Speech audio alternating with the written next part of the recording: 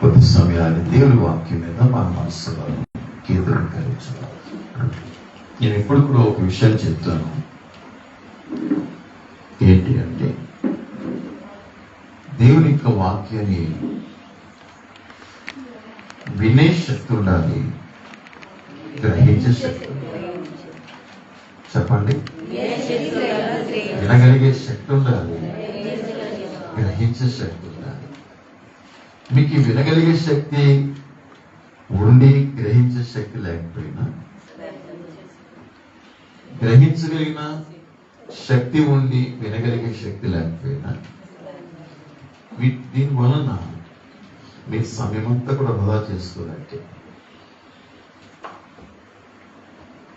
అది మీ సమయం అంతా, మీ విలువైన సమయాన్ని వృధా చేసుకున్నట్టు. అందుకని వినగలిగే శక్తితోనూ రావాలి ప్రభు యొద్దకు, గ్రహింపగలిగిన శక్తితో కూడా రావాలి. ఒకళ్ళు విని గ్రహించకపోయిన వాక్యాన్ని ప్రభు చెప్పారు మత్తయి సువార్త 13:19. చూడండి, రాజ్యమును కూర్చున్న వాక్యం వినియు గ్రహింపకై ఉండాలి. దుష్టుడు వచ్చి వారి హృదయముల నుండి విత్తబడిన వాక్యమును ఎత్తుకుని పోవాలి. ఏమెత్తుకుపోతాడట? వాక్యం. వాక్యం ఏంటి తెలుసా? వాక్యం అంటే ఏంటో తెలుసా? విత్తనం. చెప్పండి, విత్తనం. ఏదైనా ఒక చెట్టు మొలకెత్తాలి అంటే విత్తనం కావాలి కదా. విత్తనం లేకుండా ఏ చెట్టు మొలవదు. వాక్యం అనే విత్తనం లేకుండా ఎవరు దేవునికి ప్రయోజకుడు కాలేరు. నువ్వు దేవునికి ప్రయోజకుడు అవ్వాలంటే, ప్రయోజకురాలు అవ్వాలి అంటే వాక్యం అనే విత్తనం నీలో మొలకెత్తాలి. వాక్యం అనే విత్తనం నీలో మొలకెత్తడమే కాదు, అది నీలో పెరగాలి. విత్తనం ఎక్కడ పెరుగుతుంది? నేలలో పెరుగుతుంది. నీ హృదయం ఒక నేల సంగతి నీకు తెలుసా? హృదయం అనేది ఒక నేల. ఈ నేలని హృదయంలో దేవుడు తన వాక్యాన్ని విత్తి అద్భుతమైన ఒక పంటను ఆయన చూడాలనుకుంటున్నాడు. నీలో ఫలాలు చూడాలనుకుంటున్నాడు. ఎంతమంది అలా ఫలాలు ఇస్తున్నారు? ఆ ఫలమును బట్టి వ్యవసాయదారుడైన పరలోకపు తండ్రి ఎంత ఆనందిస్తున్నాడు. మీకు వాక్యం విత్తుతున్న కాపారి మీ ఫలాలు బట్టి ఎంత సంతోషిస్తున్నాడు. నీవిచ్చిన ఫలాలు బట్టి కాపరి సంతోషిస్తున్నాడా? నీలో ఫలాలు లేకపోవటం వల్ల కాపరి విచారిస్తున్నాడా? ఎప్పుడైనా ఆలోచన చేశావు?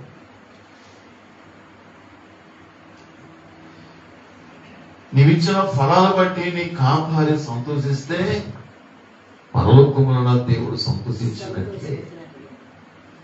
నీ కాపరి దుఃఖిస్తూ ఉంటే నీ కాపరి బట్టి కూడా నీ ప్రభువు దుఃఖిస్తున్నట్లే. అందులో ఎలాంటి ఎలాంటి తేడా. కాబట్టి దయచేసి వాక్యం అనేది విత్తనం అయితే, నీ హృదయం అనేది ఒక నేల. అందుకనే 1 కొరింథీ 3:9 ప్రభు ఈ విధంగా తెలియజేశారు. చదువుతారా? మేము దేవుని జత పనివారమును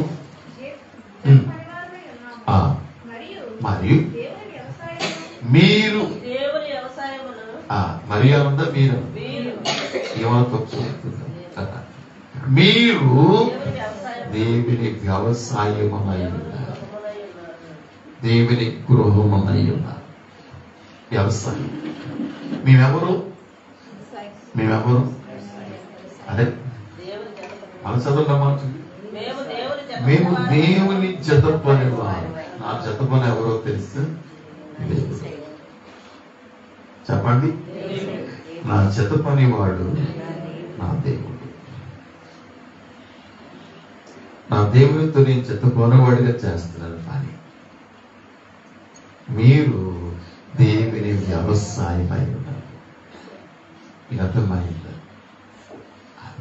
దేవుని వ్యవసాయం అంటే మీరు పొలం. మేము విత్తనం విత్తుతాం. మీరు ఆ విత్తనం ఫలించాలి, మీరు పంట కొయ్యాలి. దేవుని స్తోత్రం. కాబట్టి చదువుబడిన వాక్యంలో మనం ధ్యానం చేస్తున్నాం. 7 సంఘాలు ఉన్నాయి. 7 సంఘాలలో మనం చదువుకున్న ఒక సంఘం ఉంది. అది పెర్గమా సంఘం. చెప్పండి, పెర్గమా సంఘం. ఎఫెసు సంఘం ఆది అపోస్తలుల కాలంలో ఉన్న సంఘం. క్రమేణ ఆది అపోస్తలులలో తర్వాత పూర్తిగా వారు ఏమైపోయారంటే చల్లారిపోయారు.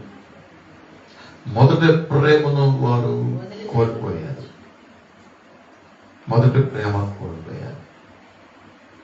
అలా మొదటి ప్రేమ కోల్పోయే సమయం కల్లా వారిలో శ్రమలో ప్రారంభించబడిన స్మరణ సంఘం వచ్చింది. స్మరణ సంఘం అనగా శ్రమల సంఘం అన్నది. స్మరణ కాలంలో సంఘము అనుభవించిన శ్రమలు ఏ కాలములో కూడా సంఘం శ్రమలు అనుభవించలేదు. దేవుని స్తోత్రం. అది సాతానుడు సంఘమును పూర్తిగా నిర్మూలన చేయడానికి రోమ సామ్రాజ్యం వాడుకున్నప్పుడు వారి వల్ల కాలేదు. ఇక్కడ చంపుతుంటే అక్కడ పెరిగిపోతున్నారు, అక్కడ చంపుతుంటే ఇక్కడ పెరిగిపోతున్నారు, క్రైస్తవులు అయిపోతున్నారు, విస్తృతం అయిపోతా ఉంది. దేవుని బిడ్డ, సంఘ నిర్మూలన చేయటం ఈ ప్రపంచంలో ఎవరికి సాధ్యం కాదు. అందుకని సాతానుడు తన పద్ధతిని మార్చుకుంటాడు.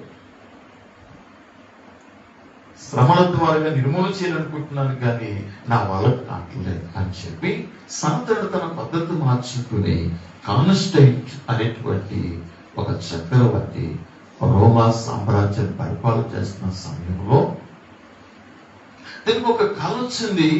ఆ కళలో ఒక సిలువను చూశాడో దీని ద్వారా నువ్వు జయించు అనే స్వరం వచ్చింది. తనకు అర్థం కాదా సిలువ అంటే క్రైస్తవులకి గుర్తు కదా అని చెప్పి ఈ కాన్స్టెంట్ ఏం చేస్తాడంటే క్రైస్తవ మతం తీసుకున్నవారు, బాప్తిజం తీసుకున్న వాళ్ళందరికీ కూడా బంగారపు కాయిన్స్ ఇస్తాను, 2 అంగీలు ఇస్తానని చెప్పి అనౌన్స్మెంట్ చేస్తున్నప్పుడు అందరూ బాప్తిజం తీసుకుంటూ మొదలెట్టారు.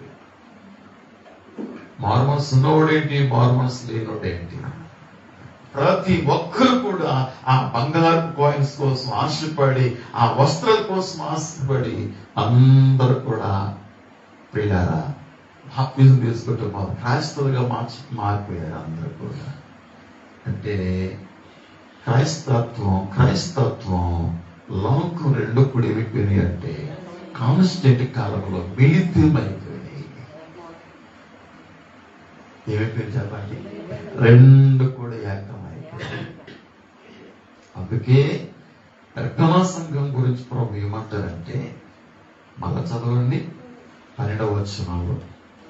పెర్గములో ఉన్న సంఘపు దూతకు ఇలాగ వ్రాయండి. చదవండి. వాడే 2 అంచుల గల ఖడ్గము వారికి చెప్పుతున్న సంగతులు ఏమనగా, సాతాను సింహాసనమున్న స్థలములలో నీవు కాపురమున్నావని నేను ఎక్కడున్నారట? సాతాను సింహాసనమున్న స్థలములో కాపురమున్నా. పెర్గమ సంఘం లోకముతో ఏకమైంది. దీన్నే వ్యభిచారము అంటారు.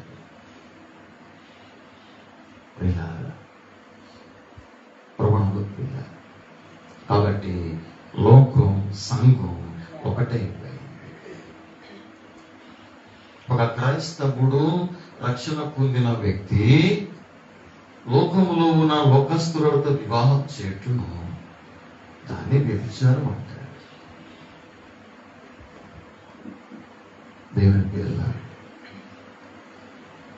కాబట్టి ఎప్పుడైతే క్రైస్తత్వం లోకంతో ఐక్యమైపోయిందో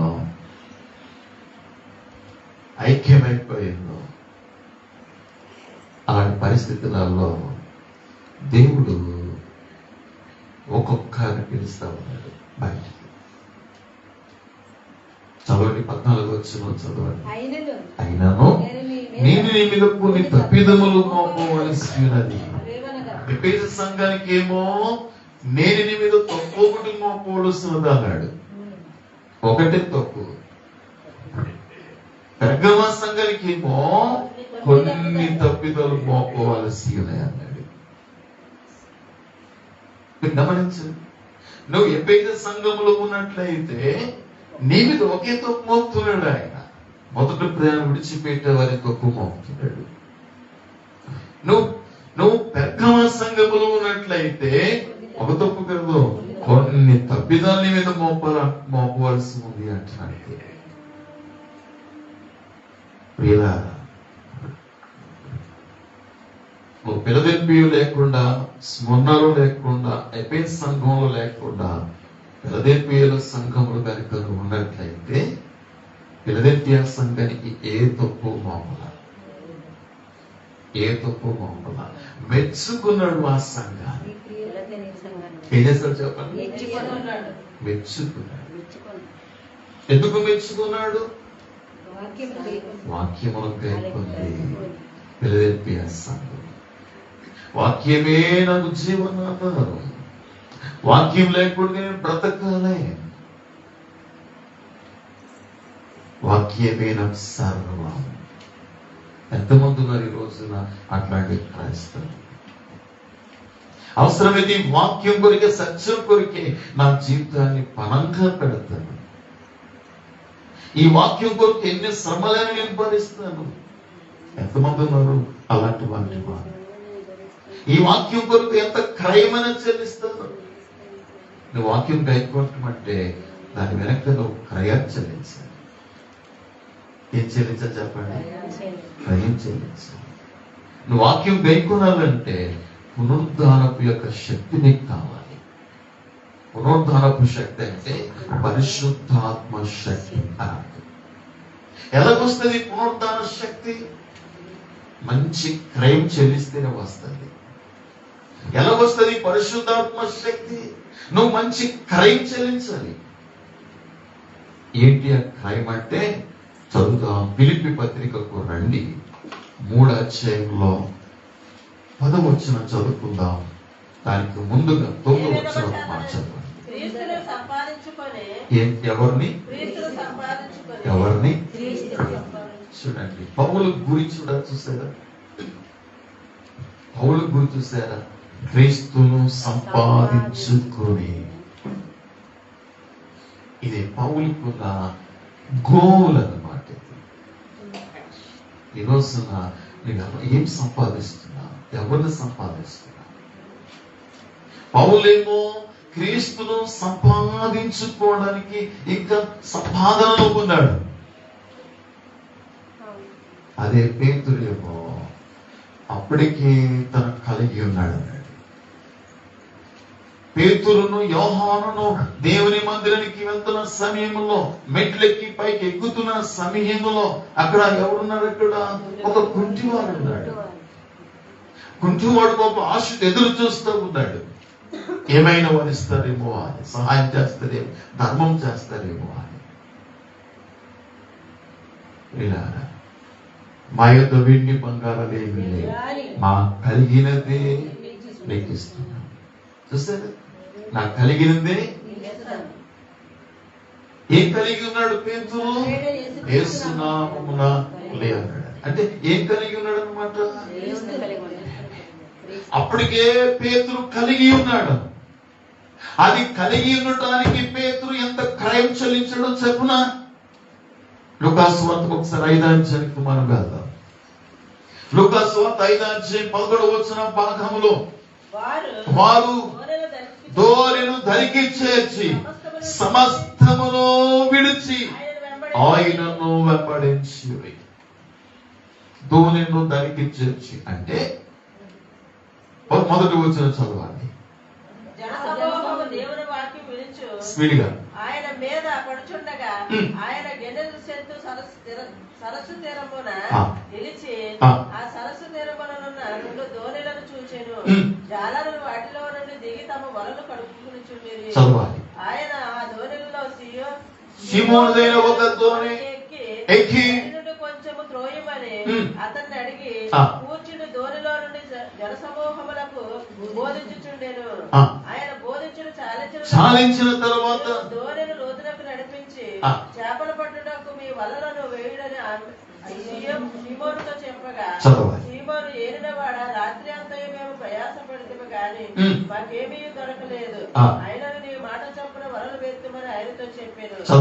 అలాగూ చేసి విస్తారమైన చేపలు పట్టిరి. అందుచేత వారి వలలు పిగిలిపోవచ్చుండగా వారు వేరొక దోణిలోనున్న తమ పాలివారు వచ్చి తమకు సహాయం చేయవాలని వారికి సజ్జలు చేసిరి. వారు వచ్చి 2 దోణులు నిండునట్లు మునుగునట్లు 2 దోణులు మునిగిపోయినంతగా ఆ వలలోనికి చేపలు వచ్చినాయి. ముందేమో రాత్రంతా పట్టాడు, రాత్రంతా ప్రయాసపడితిమి అని రాయబడింది మాట. మేము రాత్రంతా ప్రయాసపడితిమి కానీ ఏమీ దొరకల. ఇది ఆశీర్వాదము లేని ప్రయాస. దేవుని స్తోత్రం. నువ్వు ప్రయాసపడుతున్నావు కానీ అందులో ఆశీర్వాదం లేదు, ఆశీర్వాదం లేదు. అందుకనే ప్రయాసగా మిగిలిపోతుంది. పేతురు ప్రయాసపడ్డాడు కానీ దేవుని యొక్క ఆశీర్వాదం లేదు. దేవుని బిడ్డ, మొదట నీ ప్రయాసకు ముందు నువ్వు దేవుని యొక్క ఆశీర్వాదంతో నింపబడు. దేవుని ఆశీర్వాదం పొందు. ఆశీర్వాదం ఎక్కడ కోల్పోతున్నావో గమనించు.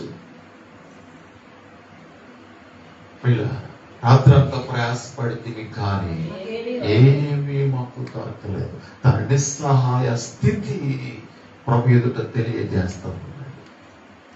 వెంటనే ప్రభు వారు స్పందించి అన్నారు, నీ నావ లోతులోనికి నడిపించు, కొంచెం లోతుగా నడిపించు, మీ వల వేయండి అన్నాడు. లోతుగా నడిపించి వల వేయండి అన్నాడు ప్రభు వారు. ప్రభు వారు పేతురు ప్రభు మాటకు వినిపించు. ఎన్నిసార్లు ప్రభు యొక్క మాటను తృణీకరిస్తున్నావు? ఎన్నిసార్లు ప్రభు యొక్క మాటను జవదాడుతున్నావు? ఎన్నిసార్లు ప్రభు యొక్క మాటను కేర్ చేయట్లేదు? అక్కడే నువ్వు ఆశీర్వాదం కోల్పోతున్నావు. సోదరుడా, ఇవి కానీ ఒకసారి మనం ఆత్మీయ జీవితాన్ని చర్చిస్తాం. అయినాను నీ మాట చొప్పున నేను వాళ్ళ పేతులు చెప్పడానికి చాలా ఉన్నాయి. నాకు తెలుసా చేపలు పట్టడం? మీకు తెలుసా? ఈనాడైనా మీరు సముద్రంకి వెళ్ళి చేపలు పట్టారా? నాకు తెలుసు. చిన్నప్పటి నుంచి కూడా సముద్రం మీద ఉన్న వ్యక్తిని నేను. ఏ చేప ఎక్కడ పడుతుందో నాకు తెలుసు. ఆరితేరిన వాడిని చేపలు పట్టడంలో ఎక్స్పీరియన్స్ ఉంది. మీరు ఎప్పుడు సముద్రానికి వెళ్ళలేదే, ఎప్పుడు వల వేయలేదే. పేతురు చెప్పడానికి తప్పించుకోవడానికి చాలా ఉన్నాయి, కానీ పేతురు ప్రభు యొక్క మాటలు విలువించాడు. ప్రియ సోదరుడా, నీవెంత మేరకు దేవుని యొక్క వాక్యానికి విలువిస్తావో దానిపైనే నీ ఆశీర్వాదం అనేది ఉంది. ఎంత మేరకు వాక్యానికి లోబడతావు దాని మీదనే నీ జీవితం ఆధారపడి మాట చెప్పున వలవేతున్నానని చెప్పి ప్రభు మాటకి విధేయుడై ఆయన వెళ్ళాడు. ప్రభు చెప్పినట్టుగానే లోపలికి వెళ్ళాడు, లోతులకి వెళ్ళాడు, వలవేశాడు. ఏ ప్రయాస పడలా. ప్రభు మాటకి విలువించి ఒక్కసారి వల వేశాడంతే ఆ వలలోనికి విస్తృతమైన చేపలు అందులోకి వచ్చేసింది. దేవుని స్తోత్రం. నువ్వు ప్రభు యొక్క మాటకు నువ్వు లోబడితే సృష్టి నీకు లోబడుతుంది. దేవుని స్తోత్రం. పేతురికి చేపలకి ఉన్న తేడా చూశాను. పేతురేమో సృష్టికర్త అయిన దేవుడు రూపించాడు. మానవుని తన మట్టిని తీసుకుని ఆయన తన స్వరూపములో చేశాడు. చేపలేమో ఆ జలములన్నీ ఒక చోట కూర్చోబడినగా కానీ ప్రభు చెప్పి ఆ జలములలో విస్తృతమైన చేపలు వచ్చినగాక, మత్స్యములు పుట్టునుగాక, కలుగునుగాక అన్నాడంతే. గొప్ప గొప్ప మత్స్యాలు కలుగునుగాక అన్నాడంతే. నోటి మాట చెప్పాడంతే. చూసారా పేతురికి చేపలకి సృష్టికి ఉన్న తేడా. కాబట్టి ప్రభునందు ప్రియులారా, సృష్టికర్తకి ఎప్పుడైతే పేతురు లోబడ్డాడో, విధేయుడయ్యాడో, ఆయన మాటకు గౌరవించాడో, చేపలు కూడా ఆటోమేటిక్ గా పేతురుకి లోబడి పరుగున వచ్చేసి చక్కగా వలలోకి వచ్చేసి చేపలు అన్ని వచ్చేసి వలట పిగిలిపోయినంతగా చేపలు వచ్చినాయట. దేవుని స్తోత్రం. దేవుని ఆశీర్వాదం చూసారా? వల పిగిలిపోయినంతగా వచ్చింది అంట. ఇప్పుడు ఆయన మైండ్ సెట్ చూడండి. పేతురు యొక్క మైండ్ సెట్ ఎలా ఉంది. ఇప్పుడు పేతురు ఇటు వెళ్తాడా, అటు వెళ్తాడా? వాటిని పూర్తిగా అవాయిడ్ చేస్తాడా, అవే ప్రాణముగా హత్తుకుంటాడా? రెండే రెండు ప్రశ్న తన ఎదుర్కొన్నాయి. అంత విస్తృతమైన చేపలతో తన మనలో నింపిన తర్వాత ప్రభు అలా చూస్తున్నాడు, పేతురుని గమనిస్తాడు. తల్లిదండ్రులుగా మనమే కొన్ని సందర్భాల్లో పిల్లల్ని గమనిస్తాం. ఒక చక్కటి లోటు తీసుకొచ్చి వాళ్ళ చేతులకు పెట్టిన తర్వాత అసలు అడుక్కోండి కానీ అక్కడ మనస్తత్వం ఏడు చూద్దామని చెప్పి అసలు ఇస్తాడా, కొంచెం పెడతాడా, అడిగి వరకు ఉంటాడా, కొన్ని అడిగిన తర్వాత ఇస్తాడా అని మనం ఏం చేస్తాం చెప్పండి కదా? చెక్ చేస్తామా లేదా? మరి మానవులుగా మనమే చెక్ చేస్తే, మనమే పిల్లలు పరీక్షిస్తే, దేవుడు నీ చేతిలో పెట్టిన తర్వాత దేవుడు పరీక్షించడంటే నువ్వెన్నిసార్లు ఆ పరీక్షలో ఫెయిల్ అయిపోయావు, ఎన్నిసార్లు పరీక్షలను సనుక్కున్నావు. చదవండి బైబిల్లో 2వ కొరింథీ పత్రికలో 9:5 భాగంలో అక్కడ ఏముంది ఒకసారి జ్ఞాపకం చేస్తారా? కావున లోగడ ఇచ్చేదమని చెప్పిన ధర్మం ఇసినితనముగా ఎలాగండి? ఎలాగా? ఎన్నిసార్లు పిసినారిగా ఉన్నావు కదా? దేవునికి ఇవ్వటంలో ఎన్నిసార్లు లాక్కున్నావు కదా? ఎన్నిసార్లు ఇవ్వాల మానాల సందేహం వచ్చింది కదా? అని పిల్లల వాళ్ళే పిసినితనముగా ఇయ్యక. నువ్వు పిసినితనం ఇవ్వటానికి ఆయన పిసినారు కాదండి. దేవునికి నా స్వభావం ఏంటో మొదట నువ్వు ఎరగాలి. నీకు ఇచ్చే దేవుడు పిసినారు కాదు, పిసినారు కాదు. నేను సృష్టించిన సృష్టికర్తైన దేవుడు ధారాళంగా ఇచ్చే దేవుడు. ఎలాగా? చదవండి బైబిల్లో 1 తిమోతి 6:17 పాఠంలో. 1 తిమోతి 6:17 స్పీడ్గా రండి. ధనవంతులైన వారు స్పీడ్గా సుఖముగా అనుభవించుటకు సమస్తమును మనకు ధారాళముగా దయచేయు దేవుని యందే నమ్మిక ఇంసుడని ఆజ్ఞాపించుము. ధారాళముగా దయచేయు. దాని ముందు ఇంకొక మాట ఉంది, సుఖముగా అనుభవించుట. దేవుని స్తోత్రం. నువ్వు సుఖంగా ఉండాలని దేవుడట ధారాళంగా ఇస్తాడు. ఎందుకు ఇస్తున్నాడు ధారాళంగా అంటే నువ్వు సుఖంగా ఉండాలని, లగ్జరీగా ఉండాలని కాదు. లగ్జరీ అంటే తెలుసా? లగ్జరీ అంటే తెలుసా?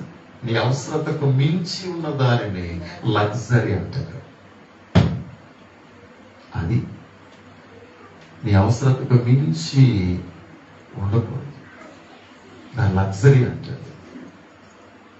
దేవుని బిడ్డ, యేసుక్రీస్తు లోకంలో జీవించినప్పుడు మీకు తెలుసా, ఆయన వెళ్తా ఉంటే పరుగున ఒక వ్యక్తి వచ్చి, బోధకుడా నువ్వు ఎక్కడికి వెళ్ళి నీతో వచ్చేస్తుంది అన్నాడు. నేను ప్రసంగాలు వింటున్నప్పుడు ఆ ప్రసంగికుడు తెలిపితే ఎంత బాగుంటుందో అనిపించేది నాకు. దాని రోజు నాకు అర్థమైంది, ప్రసంగికుడి యొక్క సమస్య ఏంటో ఈ రోజు నాకు అర్థమైంది. ప్రసంగికుడిగా ఎంత క్రైమ్ చెల్లించాలో ఈ రోజు నాకు అర్థమైంది. ఎందుకంటే అదే ప్రసంగికుడిగా ఉన్నాను కనుక,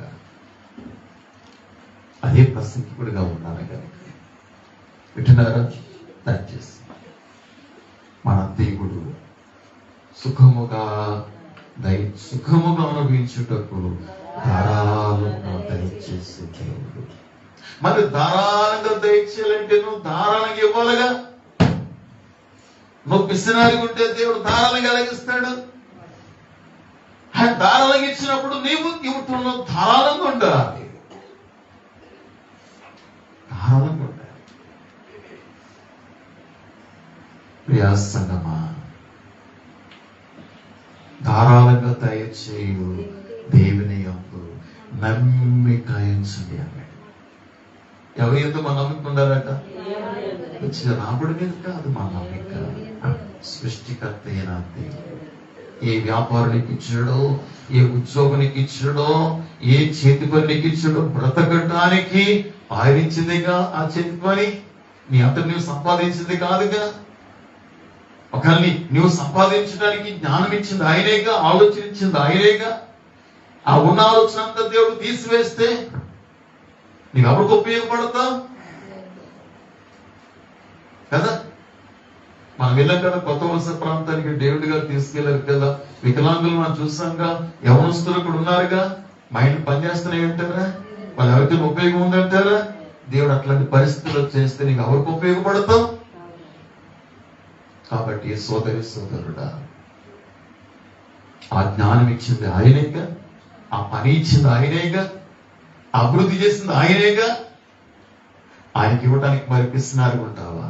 ఆయనకి ఇవ్వడానికి లెక్కలు కడతావా? ఆయనకి ఇవ్వడానికి వెనుక తీరుతావా? కాబట్టి దయచేసి మళ్ళా చదువుదామా? 2వ కొరింథీ 9:5 కావున లోగడ ఇచ్చేదామని ధర్మం పిసినితనముగా ఇవ్వక ధారాళముగా ఇవ్వాలని. ఎందుకు? ధారాళంగా ఇచ్చే దేవుడు కనుక ధారాళంగా ఇవ్వటం నేర్చుకోవాలి. దేవుని స్తోత్రం. నువ్వు ఎంత ధారాళంగా ఇస్తావో ఆయన అంత ధారాళంగా ఇవ్వటం మొదలెడతాడు. అంత ధారాళంగా ఇవ్వటం మొదలెడతాడు.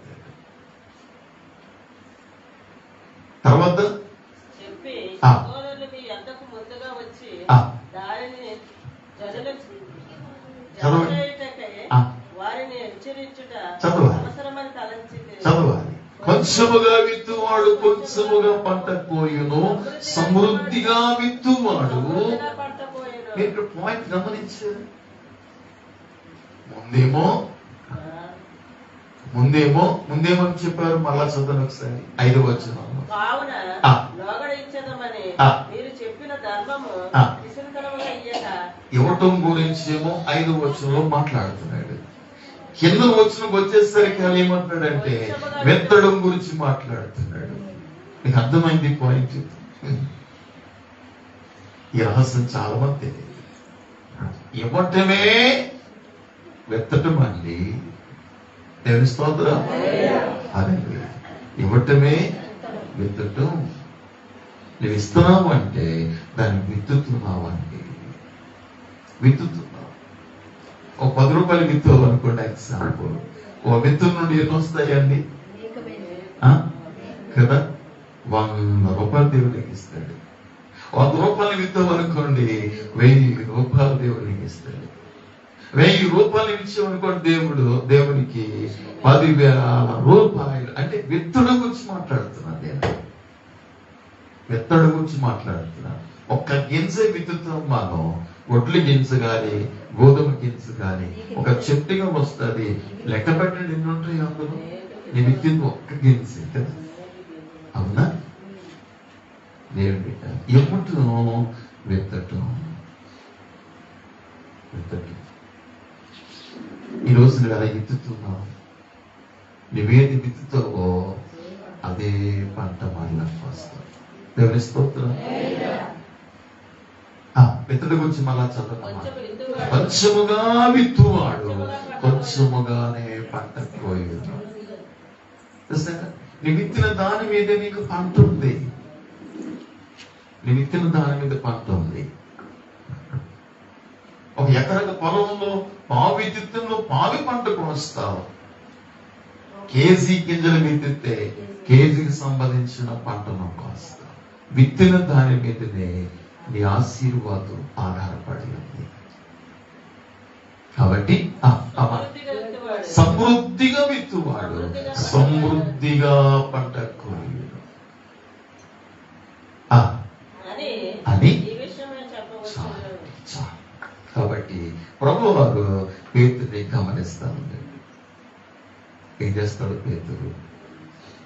ఇప్పుడు ఆ 2 దినాలు ములుగున అన్ని చేపలన్నీ పట్టుకెళ్ళి బిజినెస్ చేస్తాడా, డబ్బును సంపాదిస్తాడా, లేకుంటే వాటిని పూర్తిగా విడిచిపెట్టి నా ఎందుకు వస్తాడా అని ప్రభు గమనిస్తా ఉంటే ఏం చేస్తాడు పేతురు? 11వ వచనం చదవగలరా? 5:11 వారు ధోనిను దరికి చేర్చి సమస్తమును విడిచిపెట్టి ఆయనను వెంబడించి. దేవుని స్తోత్రం. ఇది పేతురు ప్రభువును సంపాదించుకోవటానికి పునాది. ఇది పేతురు ఆ పరిశుద్ధాత్మ నింపుదల పొందటానికి ఇది పునాది. ఈ రోజున అట్టి పునాదిని వేసుకున్నావా? పౌలేమో యేసును సంపాదించుకుని నిమిత్తమంటున్నాడు. అప్పటికే పేతురు యేసును సంపాదించుకున్నాడు. నువ్వు ఆల్రెడీగా సంపాదించుకున్నావా? సంపాదించుకునే ప్రయత్నంలో ఉన్నావా? ఒక క్షణం ఆలోచించు. నువ్వు సంపాదించుకున్న ప్రయత్నంలో ఉన్నావా? నువ్వు సంపాదించుకున్నావా? కనుకనే పేతురు వెళ్తా ఉన్నాడు ప్రార్థన చేసుకోవడానికి. ఆ వ్యక్తి కుంటివాడు చూస్తున్నాడు, గమనిస్తున్నాడు. ఏమైనా ఒక హెల్ప్ చేయకూడదు అన్నట్టు అడుగుతూ ఉన్నాడు. పేతురు అంటున్నాడు, వెండి బంగారాలు మాయతండి, వెండి బంగారాలు మాయతండి. అప్పటికే సంఘం భూములు అమ్మారు, ఇండ్లు అమ్మారు, అమ్మిన వేళ తెచ్చి ఎక్కడ పెట్టారు? అపోస్తలుడే. పేతురు ఎవరు? అపోస్తలుడేగా. అపోస్తలుల పాదాల దగ్గర పెడితే పేతురు అంటున్నాడు, మా దగ్గర వెండి గాని బంగారం కానీ లేదు. ఎలాంటి సేవ అండి? అపోస్తలుల సేవ ఎలాంటి సేవ అండి? సంగమా, నాకు కలిగిందని నీకు ఇస్తున్నాను, యేసు నామములో లే అన్నాడు. వెంటనే లేచిపోయాడు, దిక్కులు నడిచాడు, గొంతులేసాడు, దేవుని మందిరంలోకి వెళ్ళిపోయి ఆరాధిస్తాడు. నీ ప్రశ్న,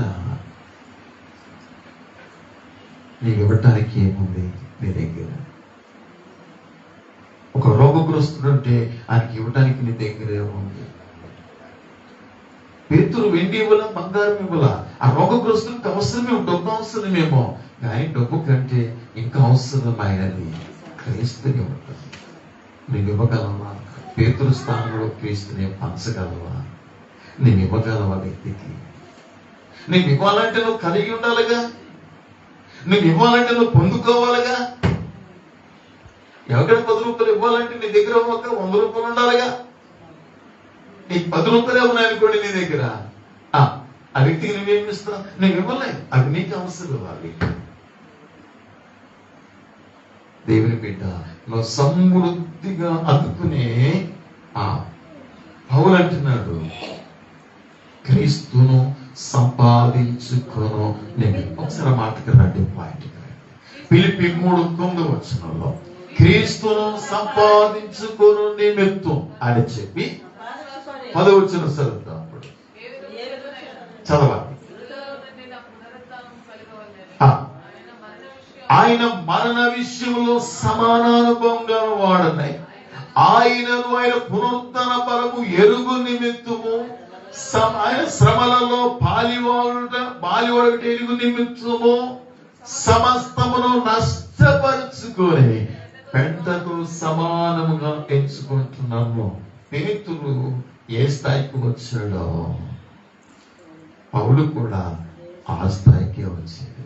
దేవుని స్తోత్రాలు. హల్లెలూయా.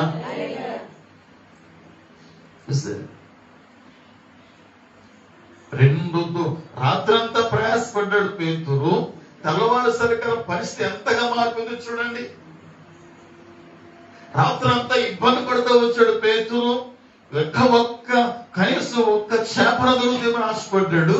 తెల్లవారు సరికల చూడండి, 2 దోణులు ములుగునంత విస్తారమైన సంపద పేతురు ముందుంది.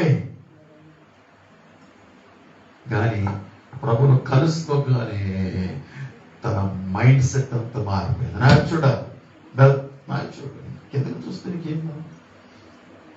తన మైండ్ సెట్ అంతా మారిపోయిందండి. ఎప్పుడు ప్రభును కలుసుకున్నప్పుడు. ఈ చిత్రమైన విషయం ఏంటంటే, ప్రతి వారు కలుసుకోవడం ప్రభుని వస్తున్నావు కానీ మైండ్ సెట్ మారట్లా. విచిత్రమైన విషయం ఇది. విచిత్రమైన విషయం.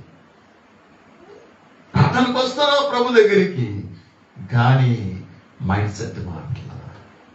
ఒక్కసారి ప్రభు కలుసుకున్నాడు పేతురు. పేతురు ప్రభుని కలుసుకున్నాడు, లేక ప్రభుని పేతురు కలుసుకున్నాడు. 2 ఒకటే. కానీ పేతురు యొక్క మైండ్ సెట్ అంతా కూడా మారిపోయింది. ఇక ఆశ లేదు ధనం మీద, ఇక ఆశ లేదు వ్యాపారం మీద. 2 తోనలు కూడా విడిచిపెట్టాడు. సమస్తమును విడిచిపెట్టి ఆయనను వెంబడించెను. దేవుని స్తోత్రం.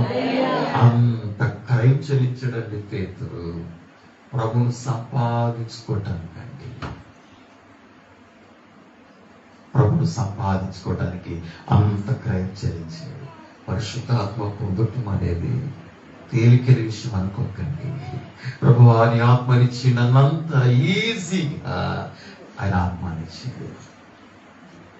అదే పౌలు అక్కడ జ్ఞాపకం చేస్తున్నాడు. ఏ విధము చేతనైనా మృతులలో నుండి నాకు పునరుద్ధానము కలగవాలని, మృతులలో నుండి పునరుద్ధానము కలగవాలని. దేవుని బిడ్డ యేసుక్రీస్తు ప్రభుల వారు మరణించినంత వరకు కూడా ఆత్మ దిగిరాలదైన సంగతి మీకు తెలుసా? నీ భౌతిక సంబంధమైన, నీ శరీర సంబంధమైన సమస్తము కూడా నీవు సమాధులు పెట్టకపోతే పరిశుద్ధాత్మ కోసం ఎదురు చూడవలసిన అవసరం లేదండి.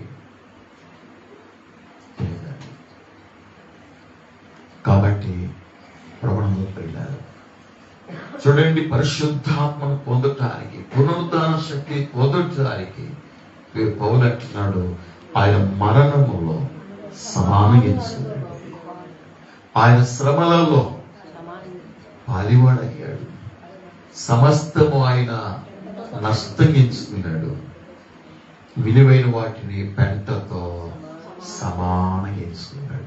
దేనికోసం ఇవన్నీ కూడా? క్రీస్తును సంపాదించుకోవడానికి, తర్వాత పునరుద్ధాన శక్తిని. పునరుద్ధాన శక్తి పరిశుద్ధాత్మ శక్తి. దేవుని స్తోత్రం. మీకు అర్థమైందా? పునరుద్ధాన శక్తి పరిశుద్ధాత్మ శక్తి. ఇక్కడ ప్రభువు ఈ యొక్క పెర్గమ సంఘానికి దేవుడు ఒక వాగ్దానం ఇస్తున్నాడు, ఒక అద్భుతమైన వాగ్దానం ఇస్తున్నాడు. ఏంటి ఆ వాగ్దానం అంటే, ఒకసారి 17 వచ్చిన మరొకసారి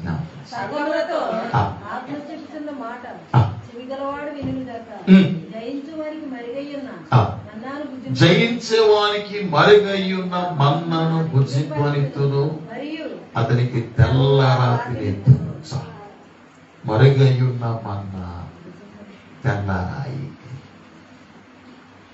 చెప్పండి అందరూ, మరుగయ్యున్న మన్న. ఇంకొక 2 గంటలకు ఇస్తే కానీ టైము ఈ వాక్యాన్ని కవర్ చేయలేదు. అందుకని ఇక్కడితో నేను ఆపేస్తున్నాను. వీలైతే ఇదే వాక్యాన్ని నెక్స్ట్ వీక్ ధ్యానం చేస్తాను. మరుగయ్యున్న మన్నా, ఇజ్రాయేల్ ప్రజలు తిన్న మన్నాకి మరుగైన మన్నాకి కొంచెం తేడా ఉంది. నువ్వు మన్నా మరుగై ఉన్న మన్నా తింటేనే నువ్వు రాయిగా మార్చబడతావు. నువ్వు రాయిగా మార్చబడకపోతే ఒక విషయం చెప్పిన, సాతానికి నువ్వేమవుతావంటే నేను తింటాడు, నువ్వు సాతానికి ఆహారంగా మారుతావు. నీకు అర్థమైంది మాట? నువ్వు మట్టిగా ఉన్నంత కాలం సాతానికి నువ్వు ఆహారమే. చదవండి ఆదికాండం 3:14 భాగం. స్పీడ్ గా రండి, నేను ముగిస్తున్నాను. చదవాలి.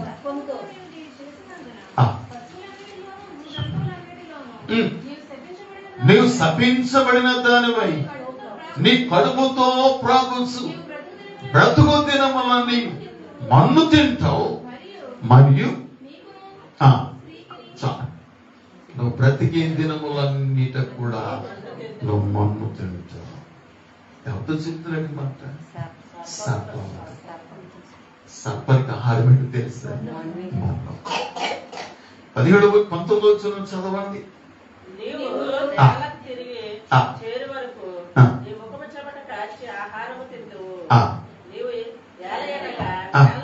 నువ్వు నేల నుండి తీయబడ్డావు కనుక నువ్వు మన్నే కనుక నువ్వు మరలా మన్నే పోతావు. ఎవరితో చెప్తున్నాడు ఈ మాట? ఆదాముతో చెప్తున్నాడు. ఎవరితో? ఎవరితో చెప్తున్నాడు మాటలు గమనించారు. సర్పంతో ఏమన్నాడు? నువ్వు మన్ను తింటావు. ఆదాముతో ఏమన్నాడు?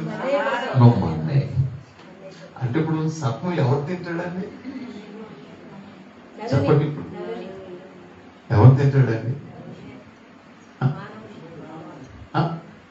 మానవుడు తింటాడు. మానవుడే సర్పానికి ఆహారం అనే సంగతి మీకు తెలుసు. నీకు తెలియదు ఎందుకు అబద్ధాలు ఆడేస్తుందో? సర్పానికి ఆహారం. నీకు తెలియదు ఎందుకు చెడుగా చూస్తున్నావు? నువ్వు సర్పానికి ఆహారం. నీకు అర్థమైంది? దేవుని బిడ్డ, నీవు అపవాదికి మన్నుగా ఉన్నావు. అదే రాయి తినలేడు సాతాను. ఎవరిని? రాయి తినలేడు. ఇక్కడ ప్రభు అంటున్నాడు కదా, తెల్లారాతిని ఆమె. నువ్వు రాయిగా ఉంటే అపవాదికి నువ్వు ఆహారంగా కాలేదు. నేను చూసినప్పుడు ఉక్కిరి బిక్కిరైపోతాడు అపవాది. భరించలే నేను చూసినప్పుడు అలా. ఎందుకు? వాడికి ఆహారంగా లేవు. వాడికి ఆహారంగా లేవు. నీవు రాయిగా మార్చబడాలంటే, రాయిగా రూపాంతరం చెందాలంటే, మట్టిగా ఉన్న నీవు మాణిక్యంగా అనగా రాయిగా రూపాంతరం చెందాలంటే మరుగై ఉన్న మన్నా తినవలసిందే. దేవుని హల్లెలూయా. ఈటట మరుగై ఉన్న మన్నా. మరుగై ఉన్న మన్నా నువ్వెంతగా తింటావో అంతగా నీవు రాయిగా మార్చబడతావు. నువ్వెంతగా రాయిగా మార్చబడతావో సాతాను ముట్టలేడు, సాతాను టచ్ చేయలేడు, సాతాను తాకలేడు. నేను చూసి అసూయపడటం తప్ప, నిన్ను చూసి ఆటడం తప్ప, నిన్ను చూసి వాడు బాధపడటం తప్ప నేను చేయలేడు.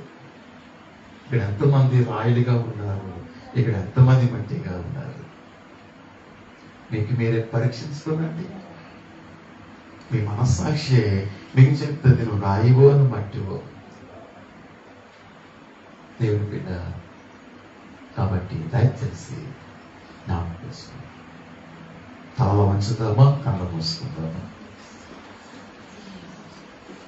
పరిశుద్ధాత్ముడు మనతో మాట్లాడిన విధానం బట్టి. అప్పటికే పేతురు క్రీస్తును కలిగి ఉన్నాడు అంటే రాయిగా రూపాంతరము చెందాడు. రాయిగా రూపాంతరము చెందిన పేతురు